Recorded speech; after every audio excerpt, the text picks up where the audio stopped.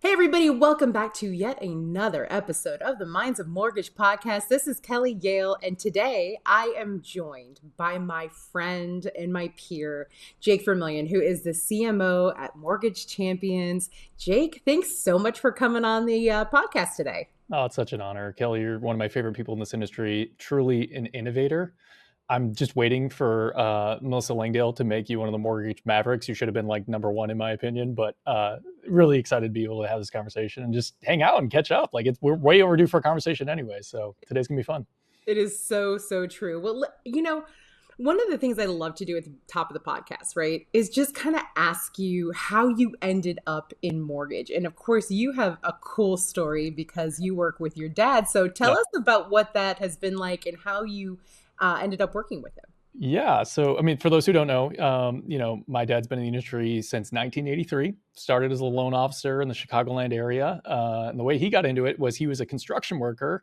And the way he likes to tell it is he was up on a roof and, a colleague, had the nerve to tell him that you talk a lot, maybe you should get in sales. And that might not have actually been a compliment. But my dad was like, oh, actually, hey, that actually makes a lot of sense. So started as a door-to-door pots and pans salesman in like the heart of Chicago. So, pretty hardcore, like hitting the streets, selling pots and pans, somehow found his way into a mortgage brokerage shop, became a loan officer, became a branch manager, became a divisional vice president, ended up running all of sales and operations for Sears Consumer Finance, and then sort of saw an opportunity to really just reinvest in the origination role, which is where he came from. It's what he loved. He loved to just sit with customers and help them find the best loan for their situation. And so he decided to leave the corporate office, started consultancy in 1995. And here we are 30 years later. I'm approaching 10 years with the business. So little father-son partnership that we have going on along with all the other team members that we have here at Mortgage Champions. So pretty fun. That's so awesome. One of the things that I really enjoy about your is how do I say this the right way? There's a lot of people who sell themselves as being good eggs. Mm-hmm. That, and mm-hmm. It's always a pleasure to listen to him and talk because I genuinely believe in him. When I things that he says, he's a real he's a real industry expert, but also just has such a big heart. And I see so much of that in you. And I've been this will sound weird or maybe not, I don't know. I've just been so proud of you over the last few years and watching you into the same kind of trusted person in this business. Well, it's that's largely due to people like yourself, giving me opportunities because, nothing really should be taken for granted. My dad is obviously incredible at what he does in category one, in some ways. But this is an industry where it's competitive enough that you really have to earn your own stripes. Yes. And so, people being willing to give me a shot and hopefully I've taken that seriously and tried to, prove that, I can add some value. That's kind of got me where I am today, which is getting to sit with the fabulous Kelly Yale and have a conversation about this industry and the future that we're looking, staring down the barrel at. So, I'm super grateful for all your support over the years. Oh, you are most welcome for that. But you were just on stage at Housing Wire. Yeah. And that's, once you do the first Housing Wire, I mean, I think that's, it's a whole new ingratiation period. I don't really know how I pulled the wool over the eyes of the folks over at Housing Wire to put me on stage with someone like Adam O'Daniel, who's like a true legend in our space, but somehow they trusted that conversation with me. And man, it was awesome. Adam is such a genuine person. And I think because of that, he carries that into his work, just like you do, right? Just like my dad does. It's why he's seen so much success at the organizations that he's been at, right? I mean, Movement is where it's at in part because of his efforts and his approach to this business. Guild, was just acquired the way that it was and is continuing to see so much success because in part of what Adam is doing there. So to be able to pick his brain live on stage was really incredible, and so grateful to the House Iron team for giving me the opportunity to have that conversation.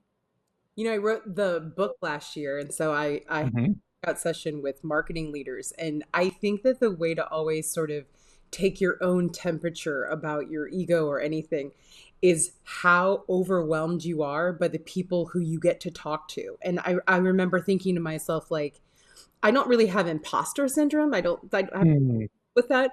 But when you see sometimes the people who are like you get to talk to, or you sit on stage with, or you sit at a table with, you're just like, I don't want to fangirl, but like, oh my gosh, like look who I'm sitting next to, you know? 100%. No, yeah, absolutely. You kind of have to pinch yourself sometimes, Yeah. for sure. Yeah, for sure. It's funny because obviously mortgages is a pretty competitive space, right? And we all, if you've worked internally at a company, there can be some politics or some posturing. But Sure. I myself have very, very rarely run into anything like that from the marketing side, the CMO. Mm. I have felt only just really respected as a peer. And I'm curious if that's been your experience as well. Yeah, absolutely. I mean, in some ways I'm still just a kid, and still just learning every day, soaking up everything I can from my dad and seeing what he does and how he does it. But I'm privileged to sit in on conversations with executives all day long. We're an enterprise level organization, so everything we do, we often get sort of lumped in with like the coaching space, and we do provide group coaching to all of our clients. But we don't work with individual loan officers, right? And so we always start at the executive level to understand the broader strategy of our clients, to understand where they want to be in 5 years, where they've been, the approach to like how they manage their personnel, their technology. All of that has to be understood in order for us to be able to come in and work with the sales team and really drive results as quickly as possible. So I'm fortunate to be able to sit with these executives, and they don't treat me any differently than they would any other member of our team, or someone, like my dad, who's got a 3-decade pedigree in this space. So really, really grateful for them to that. They of course expect us to deliver, and we work our butts off to make sure that we do. But I never feel excluded at the table. That's for sure. I specifically meant like other marketing people. I can't Oh, well, that too. Yeah, making sure. I see what you're saying. Yes, no, it's funny. We don't interact with the marketers at our companies probably as much as we should, because there's obviously like upstream effects. Right. If you start to change the types of conversations and the approach that the loan officers are having with their customers, that should be reflected in the marketing. And I would say like the clients who leverage us the best, they force those conversations, and those are rarely animus. You know what I mean? Yeah. Usually they're pretty excited to be able to talk with us, to understand better the approach that's working with the sales team, to be able to reflect that Yeah. in the messaging that they're pushing out to either referral partners or borrowers, so that they can create a seamless experience, right? If someone's engaging with marketing and then it's a totally different approach that's being taken by sales, there's a disconnect there. So Yeah. but certainly at conferences, when I get to chat with other marketing people, which I do from time to time, you know what I mean, like there's always an air of collaboration, excitement, and creativity. Yeah. It's not really competitive in that sense. Yeah. Maybe we should all like start a new business called like, Mortgage CMO Club, and then we Yeah. harness all the power of the mortgage marketers. But it's funny because you're talking about going into companies, right? Understanding Mhm. top down so that you can help that sales funnel. I of course, as you know, am in complete agreement with that methodology, and especially because I say that the best marketers can speak sales, Mhm. translate to tech. Mhm. If you have that sort of special wheelhouse as a marketer, that translation from what does our customer need, how does sales approach it, how do we make sure the consumer journey is amazing, how do we make sure that that realtor engagement is also very purposeful, right? We're Yep. driving Mhm. relationships, and then if you can take all of that and you can make it actually happen, Mhm. I think that's where the big win is for most companies. 100%. Yeah. I mean, we live in the era of, there's a couple of different models out there, but, whether you're pursuing sort of RevOps or SMarketing, as some people like to call it, sort of more the HubSpot model, people are recognizing that the traditional funnel is no longer the right framework to think about how consumers engage. Especially, you look at the length of the cycle, right, for a customer today.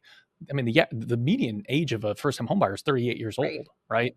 I mean, people are thinking about home ownership 24 to 36 months before they're at the point where they're ready to transact. Now, I do think that there's more that we could do as an industry to speed up that time frame, right? But it's a longer partnership with that customer, and so yeah, absolutely. If you have a lack of alignment between how your marketing is creating ecosystems to be able to nurture those customers, what messaging is being provided to those customers that's being tailored by the marketing team, and then making sure that the touch points where the sales team, the loan officers, can actually engage with that customer and have some human interaction over that nurture period, right? Like if you're missing that, you're missing the boat on where this industry is going to be headed, and you're, it's going to be difficult to catch up. So lenders who haven't already taken steps to be putting these platforms in place and getting their sales and marketing teams much more aligned than they've been in the past, they're really going to struggle to compete in the home ownership industry that we are moving into, which is there's these silos of real estate and mortgage, and then even within the mortgage company of like sales and operations and marketing, like all of that is being blended together, you know what I mean? And it's like you said, it needs to be a seamless customer experience that really does anticipate the messy middle that Google likes to talk about of all the different interactions that a customer likes to have as they go from that point of thought to that point of sale. So I, I of course agree. I think it's one of it, I wonder so often if anyone believes me when I say that a curated database for an enterprise I do. CRM would mean that they would never buy another lead again. And Right. curating data is just such a specific skill set, and yet truly, truly, truly will pave the roads gold. Knowing who's in your database, what their intention to buy is, making sure that you're staying in front of them, not heavy-handed, not hey, are you ready to buy yet? Are you ready to buy yet? But instead, my job is to help you toward the goal of this home. And I will stand here and I will wait with you and I will help you and I will listen to you. And that sort of communication is everything in the future. Oh, that's exactly Yeah. right. I have such an interesting question for you too, because I had a conversation yesterday with a mortgage company, and they used to have 38 marketers on their team. Oh. Oh, I don't know if you know how many, but some companies have, but it is way more than even that. And I don't think I don't think I jumped or had like a moment, like, but I think that they could tell that I was a little surprised by that. And they've let more than half of those people go. And the people that they Mm-hmm. have in the seats, right? They're all doing a great job, but they don't Mm-hmm. have a strategic leader, right? Yeah. And Mm-hmm. so they, sort of were, I think, trying to get me, to say, like, how many people do you think we should have? And Mm-hmm. I said 10. And they said, well, we have more than that now. And I said, yeah, I know. And they said, well, can you walk us through why? Mm-hmm. In this day and age, you don't need to have more people. You need to have a strategy and deployment of said strategy and the point people to make that happen. We can't pretend that we don't live in a world with AI, Claude, Canva, Duda, you name it, platforms that make this so much simpler. But at the And faster. Yeah, right, and faster.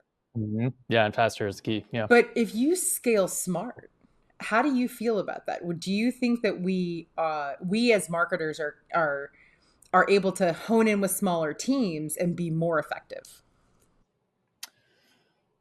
If you have that strategic vision, I think that is absolutely the Yeah. case. But I think you're spot on with your advice to, this lender or this company, that without that strategic oversight and vision, um, more higher productivity employees in a marketing team and fewer of them, there's some cost savings there, but it doesn't necessarily drive business results. And ultimately, our job as marketers is to drive business results, and this ties into what we talked about earlier of the shift towards, rev ops and marketing and all of that. I think we're faster than ever going to be moving away as marketers, as an industry, if you will, of marketing professionals, from the sort of vanity metrics that have plagued dashboards for the last decade, let's say. As we see, social media is going to drastically change with, at first it was the ability for anyone to be able to post content. Now people are armed with an agent who can create the content for them. So it's like the feeds are going to be stacked, right? It's going to change the nature of how people interact with social. So your engagement metrics are going to change drastically as well, especially as the algorithms try to sort of catch up and figure out how in the world they're going to maintain engagement with all of the fake content that's out Oh yeah. there. SEO, it's just not really going to be a thing anymore. I don't know what your preferred term is for whatever the new thing is. Maybe it's AEO or whatever, but that's going to have a huge impact on many of the traditional metrics that we've been tracking as marketers. So we're all going to have to get aligned around bottom line business results. And so, yeah, without a strategic vision, managing those human in the loop employees, right? Yeah. Who are operating in a more efficient way with all the tools that they now have available to them, you're not going to be influencing bottom line results. And whether you have 38 people or 10 people, you know what I mean? There's still, a mismatch, if you will, on what the marketing team looks like and what it's contributing to the business and what it could look like and how it could contribute to that bottom line. Okay. I love where this conversation, I should have had you in this meeting yesterday because they were like, what KPIs do you think are appropriate? And I said, you can have KPIs in marketing until the cows come home. You want to measure, you want to measure how many visitors you have to the site, how many people click through, how many people give you their contact information. You can have email KPIs. You can have social KPIs. But here's the trouble with, I think, well, especially for this client, where they were coming from was technically your marketing person's KPI for the next 6 months is creating a foundation of success. That's a goal. It's not a KPI, right? Timeline KPI, it's sure. But if you want to build out something that you're really proud of and you really trust this human being to take that forward, the only KPI they should have is setting up a fantastic marketing department that can work like an agency and that you empower that human being to say no. And that blew their minds because they were like, well, what would they say no to? And I'm like, sirs, let me just tell you for a moment, right? So, we do, to your point, right? Do you want, I can KPI you till the cows come home. But to your point, do you want to be first on Google? Because do you think that means a whole lot anymore? I mean, it does. Right. It's going to for a couple more years. Yeah, for a little bit. But let's be honest, we should be hyper focused on how AI is going to calculate those opportunities. And exactly. none of us have that roadmap yet. And I don't care who says that they have sort of this magic crystal ball. I don't think that happens. If I ask, if I ask any ChatGPT right now, hey, who should I do a loan with in Charlotte, North Carolina? Where is it pulling from? How does it know? What's it? Yeah. So, yeah, I mean, I don't know that we necessarily have the answer. The short-term advice that I would give a lender, if that's the question that they're asking themselves, is OpenAI is obviously still piggybacking off of Google for its search capability. Now, if we see this prospect of Google being forced to sell off Chrome, for example, as part of an antitrust consideration, I am sure that OpenAI will be one of the first bidders because they could take the existing architecture and they could make it their own search backend. And then the question, I think the answer to the question that you're asking is much murkier of what at that point becomes its database for serving results like that are localized.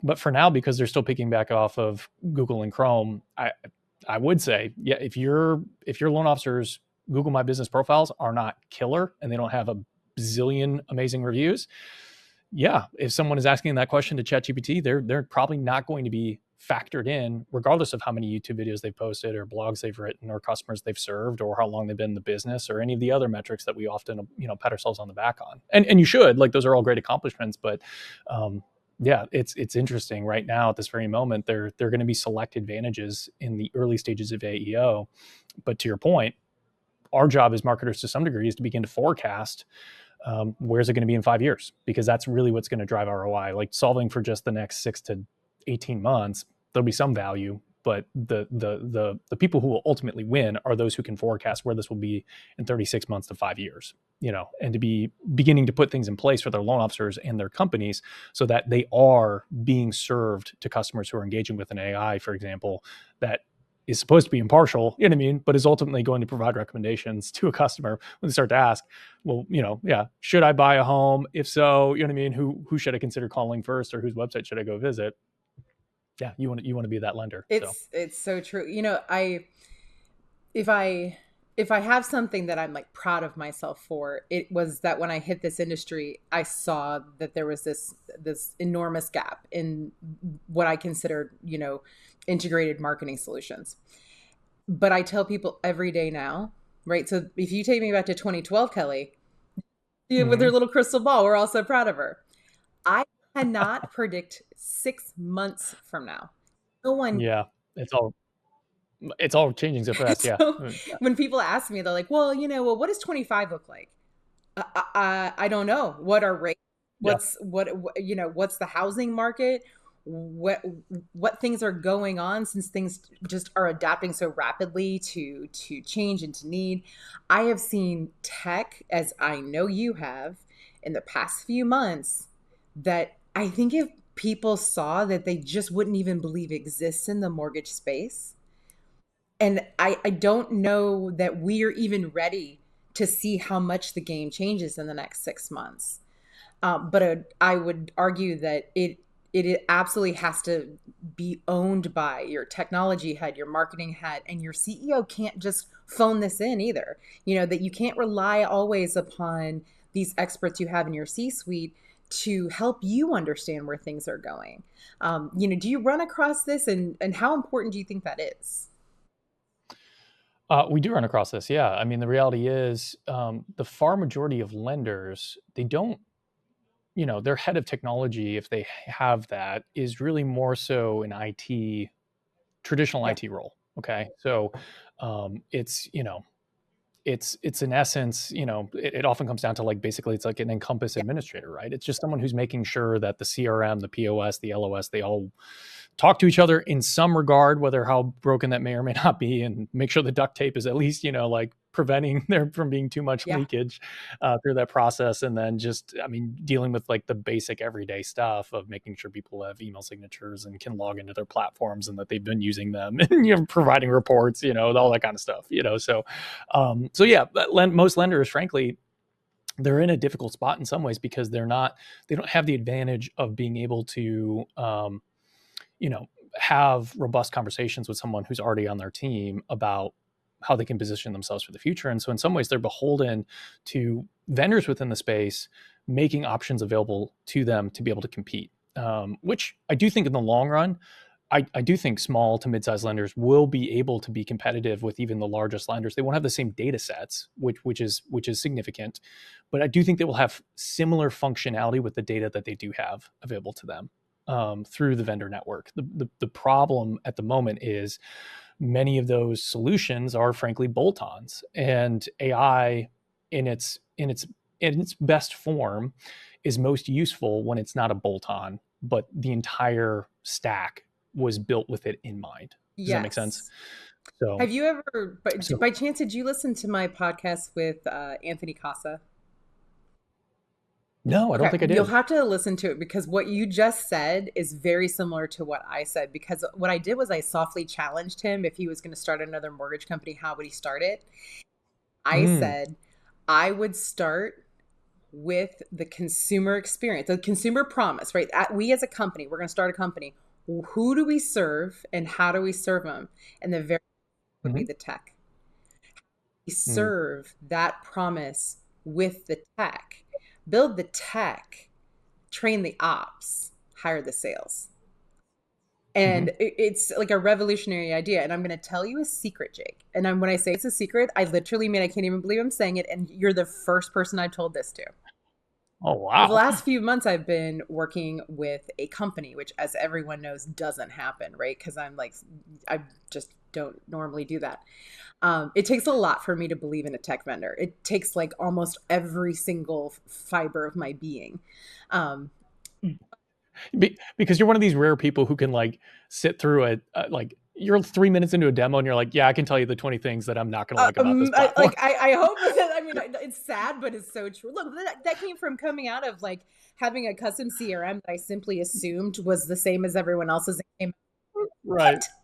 Anyway, so when I was trying to build use cases, now this technology comes from outside of the mortgage space, but now they're inside the Hmm. mortgage space, and I'm trying to give them, Okay. you know, use cases, right? What it technically is this extraordinary platform for business insight. You get Mm, anything about the business and it will give you an answer. It's yeah, nuts. When I tell you it is powerful. nuts, okay? So I'm like, so like if I wanted to like bring on like a really large branch from Florida, could I Hmm. take the P&L that they currently have and really figure out whether or not this is going to be a profitable model for the way we do business? And he's like, Yeah. and I said, can we do this? Can we do Wow. this? What if I'm trying to, what if we have an audit and I need to pull all these reports? Yeah, done like this, done like this. And I'm watching it happen. And I'm like, this is so great. And then I got to the point where I realized, are we going to run mortgage companies like this in the future? Because the old school way of running Mm. it was, let's just get a bunch of sales in. It's kind of wild westy. We're all kind of making decisions and having 40 platforms and doing our own thing. But this kind of business intelligence tool allows you to make insanely strategic decisions about what you do with your company. And I have argued for the last 4 years, likely, people have been wanting something that could really give them business insight, but also probably would make them sad to see where they spent money. Hmm. But I want to believe in a future of mortgage companies where we are really making data led decisions on everything. How likely do you think that is to happen in the next couple years? And why or why not do we think that that is? Mm. So first of all, I think that is where we're headed. I think there are already some companies who are getting close. Um, it is fractured though, would maybe be the way to think about it. And so that's why like this idea of Yeah. centralized data, a truly sort of all-in-one technology platform ecosystem, whatever would be the right, wording versus sort of a bunch of strung together technologies sort of bolted into a stack, is going to be a key piece of that evolution. But yeah, I mean, we're seeing it in various aspects of the business, right? We're getting better predictive analytics to score customer intent. There are models. I'm not personally a fan of it, but there are models to score propensity to close based on initial conversations with the borrower. The reason why I'm not a fan is because I think that actually provides blind spots to both the management and the loan officer, and it incentivizes a behavior where it's like I'm just going to churn and burn as many conversations as I can, and then when I get a high propensity score, I'm going to go all in Yep. on that file versus taking every opportunity that you can. But there will be some level of application around being able to prioritize and focus an ops team member, a loan officer, a manager on the right file at the right time. That is going to be very important for efficiency and reducing cost, right? We still have a cost problem in this industry that Um, needs to be yeah. addressed, right? Yeah, I mean, profitability was 17% Mhm. in Q1. Like that's not sustainable, obviously. And the market does not give any signs of changing anytime soon. So, this sort of hopeful strategy of we're going to wait to be profitable for when rates, Uh, moderate. Like that's just it's not going to work. So we have to be able to figure out this cost equation, and prioritizing people on the right file at the right time is a huge part of that. We're seeing even in the retail space, like the local loan officer, which is maybe the most lasting vestige of that Wild yep. West that you were talking about. Even there, we're seeing tools like a Redder and Ingenious, arm loan officers, even with data around prospective referral partners, to be able to make more strategic decisions of who they even want to partner with in the first place for referrals, and then secondly, how to make a targeted approach to those referral partners to establish a partnership and begin to do business with them. But to your point, that we have a long way to go for all of that to be unified. And to get to a point where we really don't have extraneous personnel, which is the largest contributor to cost in our industry, because we've not only automated more of the manual tasks that have to be done, but we've also like the way that we're creating efficiency is that we're getting the people that we do retain, who are theoretically going to be the most talented people, to always be operating at highest and Yes. best use. Um, Does that make sense? yes. So yes, I do think we're getting there. I think it's fractured at the moment, but we're getting glimpses. And I think there will be early adopters who will find ways to create a unified platform or to your point, everything is data driven. There's much better and much more insightful insights at every level of the organization, to be able to improve and optimize over time. Yeah, I totally agree. I used to ask a question all the time, of branch managers. I say, Mm, how much did that loan cost to manufacture? And they would say, yeah, I don't great question. know. And I'd say, what would you Yeah, guess? Well, I don't know. And I say, well, how many people touched that file? And how many hours were spent on that file? We don't have yeah, those I don't know. metrics. So when Right. I've twice now explained the mortgage industry to people outside of the industry. The first time I had to explain loan officers and their approach to technology, and it was 2017. So I can only tell you how ridiculous I sounded in the room. And I was like, no, they're not going to want to do that. So then a few months ago, when I started working with this new company, as I'm re-explaining how these mortgage decisions are made, Uh-huh. but don't they want to know where the gaps are? Well, don't they want to know where this is happening? And I'm like, I think that they do, but I'm actually Hmm. 100% sure. How Yeah. I view it, like, like I want to have all that data. I want to know how long it takes, how much it costs, how much human personnel it costs, because as you well know, you can be a grossly underperforming branch and still get the Rolex at the dinners. And it's strange because the numbers don't match the how basically the productivity, right? Right. Losing money on a Right. branch, we shouldn't be slapping them on the back. Or if somebody has, say, hey, this is a $250 million producer and we really want to recruit them over here, only to find out when they get there that they're not profitable. So Right. those are the We see it. all We see it. Yeah. Volume in units does not necessarily translate to product uh, to profitability. Yeah. It at a minimum threshold, it is an important consideration. Maintaining employees, specifically originators.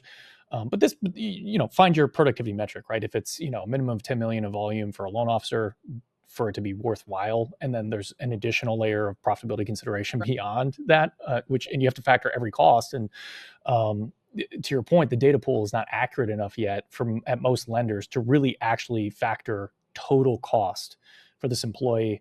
Um, and to get down to, especially like you're talking about, a loan level P&L, it's incredibly yep, important. So but pick your metric for any other role, right? Touches on a file for an underwriter, touches on a file for a processor, time spent on file for a processor. Thankfully, there are beginning to be some more platforms. I think Wilco, for example, has some of this functionality where, because the whole team is working out of the same system, there's logging yep. around time spent, for example. So we're going to have access to more data to be able to be more informed about the actual efficiency and productivity of our employees, and then how that informs our profitability, and to be able to make the necessary adjustments to make sure that we are Yeah. profitable as And if lenders. we're not So, profitable, we've got to change something. This goes beyond disruption of the industry. We are drastically having to change our expectations for where we're going. There is no more kind of cyclical thing, right? It's not coming back where we're all going to have this enormous heyday, right? There's just too much competition in the space. The speed to buyer is so much faster. The data is out there. The people who are manipulating data, they're 10 light years ahead of people who can't. So it's just a fascinating sort of time in that. And to your point, with Rudder, Model Match, Ingenious, you name it, right? We're still doing the same things that we've always done with supporting our loan officers, which is you can have all of this stuff. And then you're like, mm, awesome. What I know what this one does, but how does it make this happen here? yep, And that's what I love about this new platform is I'm like, I'm going to tell you now, if I want to know if I should work with a realtor, it should be an answer like this from one system. That talk to all the other yeah, systems, because data and information, wonderful things, as long as it has application, right? It can't just be, hey, do I want to work with Jake? Oh, hey, Jake closed, 20 million in real estate last year. Oh, okay, he seems cool. Wait, how that there's no that's not a path. That's not a path to creating a relationship, and you're having to go fish. Don't fish. Like we should all together just decide that we're not going to ask our salespeople to sign into 12 platforms and fish all the time. The marketer's job should be, in my humble opinion, to create efficiencies within the platforms we have to give the best consumer experience. And in our role, our client technically is the loan officer. So their Yeah, couldn't agree more. is a key component to our success. Mm-hmm. Yeah, absolutely. Yeah, and I think you're bringing up a great point too. Of we're getting better in the fact that one, there's data to Mm-hmm. leverage in the first place. That's a breakthrough.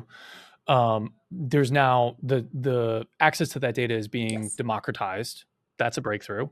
But contextualizing the data to actually drive real results in the real world is maybe the lacking connector here, right? And so going back to, for example, a loan officer who wants to bring on more referral partnerships in their local market is now using a tool to be able to have a better understanding of who they could potentially approach to do business with in the local market. If we get to a point where every loan officer has access to that data, what you have is a race to the top, right? Every loan officer is going to think, well, sure, I'm just going to find the highest production agent, you know what I mean? And we're all just going to chase them, and then we're going to drive realtors completely insane. They're not going to want to work with any of us. So, and it doesn't. None of that factors in the fact that even if you're a top producing loan officer, and it would, in theory, make sense for you to be working with the top producing real estate agents in your market, people are people, and you have to work together at the end of the day, and you have to be able to communicate effectively and co-serve a customer. And so there is this sort of human aspect to all of this that isn't necessarily at this point, maybe it can be in the future, represented in the data to truly find great matches for how people run their businesses to ensure that that customer gets a great experience in Oh the yeah. end. Does that make sense? So and maybe there's an eHarmony for loan officers and real estate agents that's going to be built at some point, where there's an algorithm that can do more than just business data to determine what's the right match. But I do, yeah, I think we're trending in the right direction. I'm optimistic about the future Yes. that we can unlock for our industry, where it is data driven without necessarily not factoring for what we're talking about right now, which is that human connection and the fact that people like to do business with people they like. So if when we get to a point, we're talking about this on the real estate referral side, but even on the customer side, you know what I mean? Like, customers have preferences for more than just Yeah. competency and price. They have, preferences for the type of person that they want to work with, and how the lender who can solve not just like the timing of their approach to that customer to align with intent, but also align the actual loan officer they decide to match with that customer, like that lender is going to absolutely smash it in I the couldn't future. agree more. I think dialed in, data-led marketing, really good salespeople who understand that the way we used to know it might not exist, but the way we're going to do it is still going to be amazing. And leadership who aren't afraid to say, we're going to try something else. We're going to be brave. We're going to try this. I think I always say this. I'm always like, if you find that company, just call me and tell me, because I will be your CMO. I volunteer as tribute. If this is your company, I assure you I will come and work for you. Because I mean, that's just sort of the holy grail, right? Which is the coolest kind of company you can work Absolutely. for. This, I have to tell you, my friend, has been such an extraordinary conversation. I have to cut us off because we're at like 40 minutes. Normally, I would just keep it for the next Went two way too hours, fast. which is totally fine. But I just so appreciate your insight and honestly, if you're not following Jake or connected with Jake on LinkedIn, please do it today. I'm going to tag him in this, and he's just one of the people not only to watch out for, but just to truly get to know, because he's got such great insights. He listens and he learns and he's humble and he's great. And I can't say enough about your friend. I just really enjoyed having you on the podcast today. That's too kind. I'm so honored to be able to be on this and have a conversation with you. I pick up so many insights every time I have a conversation with you, and you get me excited for the future. I it's funny because I feel like you sort of jokingly make it seem like, you have conversations with people, then they're kind of depressed after the fact. I had the exact opposite approach. Like I get jazzed every time I get to have a conversation with Kelly Yale. So thank you for leading these conversations. Thank you for pushing our industry to be better and to be better faster, because our customers deserve it. They're getting exceptional experiences delivered to them in other industries. We have some additional challenges with just all the compliance and regulation and the market that we don't control, but there's no excuse for us to sort of settle and just decide that we're going to wait, for everything else to change. I love that you're calling our industry to be brave, to be willing to experiment. You have to do the things that you know to do when you don't know what to do, right? So like there's some of just lenders just have to serve the customer that's in front of them today, but whatever they can do to create some sort of incubator within their company to be able to think about and begin to build for the mortgage market of tomorrow and the mortgage customer of tomorrow, that's going to serve them very well. So thank you for planting ideas in our heads on how to do that All and right, do that awesome. well. Jake, thank you So. so much.